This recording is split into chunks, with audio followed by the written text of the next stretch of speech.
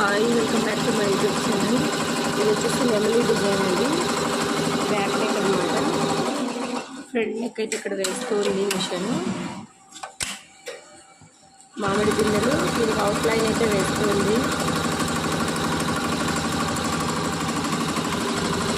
ఇదన్నమాట డిజైన్ వచ్చేసి.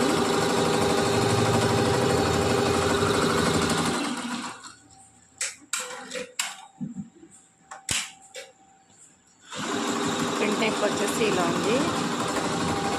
ఇది వచ్చేసి హ్యాండ్స్ అనమాట. ఇలా వచ్చేసింది హ్యాండ్స్.